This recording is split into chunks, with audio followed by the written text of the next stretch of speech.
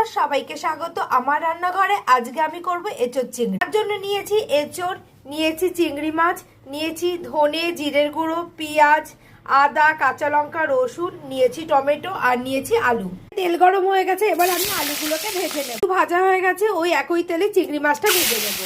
একই তেলে গোটা জিরে, তেজপাতা, শুকনো লঙ্কা ফোড়ন দেবো। তো মশলাগুলোকে আমার বাটা হয়ে গেছে, এবার তেলে দিয়ে কষিয়ে নেব। টমেটোটা দিয়ে দেবো, হলুদের গুঁড়ো দিচ্ছি, স্বাদ অনুযায়ী নুন দেবো, লঙ্কার গুঁড়ো। কষানো হয়ে গেছে, এবার সেদ্ধ করে রাখা এঁচোড়টা দিয়ে দেবো।